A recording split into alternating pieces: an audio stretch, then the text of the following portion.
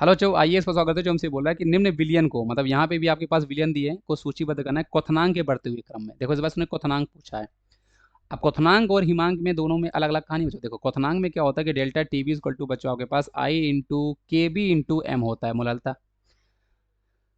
अब यहाँ पे देखो दो चीज होती है, या तो आपसे वो विलियन का क्वथनांक पूछेगा या आपका क्वथनांक में उन्नयन पूछेगा। देखो अगर आपसे क्वथनांक में उन्नयन पूछे तो आप डेल्टा टी बी डाटी proportional to I into M कर दिया करो। जितना आई इंटू एम ज्यादा होगा तो क्वथनांक में उतना ज्यादा होगा। और अगर उसने आपसे क्वथनांक में बिलियन का पूछा है तो भी सेम लॉजिक आएगा। क्यों? क्योंकि डेल्टा टी बी देखो क्वथनांक में उन्नयन जब हम करते हैं तब आपके पास जो डेल्टा टी बी होता है बच्चों, वो आपके पास होता है सोल्यूशन का बॉइलिंग पॉइंट क्वथनांक माइनस शुद्ध का बॉइलिंग पॉइंट, ऐसा होता है। तो आप यहाँ पे फॉर्मूले में रख के देखोगे तो सोल्यूशन का बॉइलिंग पॉइंट इसमें पहले आता है, फ्रीजिंग पॉइंट में वो बाद में आता है। ये आपके पास बी हो जाएगा, ये आपके पास हमारे पास I into K B into M होगा। तो यहाँ से आपके पास जो सोल्यूशन का हमारे पास बॉइलिंग पॉइंट आपके पास होगा बच्चों, तो आपके पास टी स्टैंडर्ड बी प्लस आपके पास I into K B into M ऐसा हो जाएगा। तो आप बोल सकते हो कि एक कांस्टेंट वैल्यू में आप ऐड कर रहे हो, तो जितना आपका आई इंटू एम होगा वो ऐड करोगे उतना आपका ज़्यादा होता जाएगा। तो आई इंटू एम डायरेक्टली आप ले सकते हो।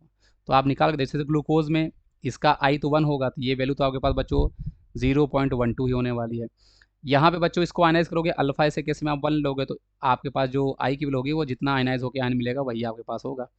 तो यहाँ पे बच्चों आपके पास आई की वैल्यू 2 हो जाएगी, तो आपके पास 2 इंटू 0.05, तो आपके पास ये कितना हो जाएगा 0.01, सॉरी 0.1, है ना। कभी कभी बच्चों कैलकुलेशन मिस्टेक हमसे भी हो जाती है, कोई बात नहीं।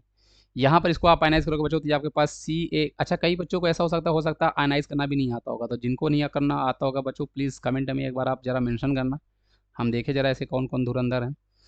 तो यहाँ पर आप देखो 1 मोल कैल्शियम और 2 मोल नाइट्रेट, मतलब आई किलो आपके पास बच्चों यहाँ पे 3 हो जाएगी। तो ये आपके पास 3 इंटू 0.05 करोगे तो ये आपके पास बच्चों 0.15 आपके पास आएगा। यहाँ पर आयनाइज होकर 4 आयन मिलेंगे बच्चों, कैसे? आपके पास AlCl3 आयनाइज होकर बच्चों आपको पास Al3 प्लस और 3Cl माइनस देगा, तो 4 मिल रहा है। ये 4 इंटू 0.05 करोगे तो ये वैल्यू आपके पास बच्चों 0.2 आ जाएगा। अब सबसे ज़्यादा बच्चों आपके पास डी की ही वैल्यू है, तो डी सबसे ज़्यादा हो जाएगा। डी के बाद आपके पास अगला कौन है बच्चों? सी है।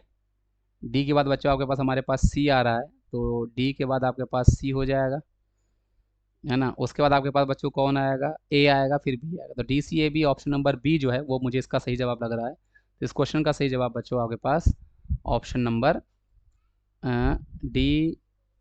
अच्छा उसने हमसे बढ़ते हुए क्रम बोला हुआ है, तो बढ़ते हुए क्रम में, सॉरी, तो बढ़ते हुए क्रम में आपके पास ये गड़बड़ हो जाएगा। सबसे कम आपके पास बच्चों बी होगा क्योंकि उसका आई इंटू एम सबसे कम है। फिर ए का होगा तो BACD, ये वाला ऑप्शन मुझे बच्चों बिल्कुल सही लग रहा है। बी सबसे कम, फिर ए, फिर सी, फिर डी। तो आई होप आप इसको समझ गए होगे और पूरे लॉजिक को समझ गए होगे कैसे मैंने समझाने की कोशिश की। Thank you.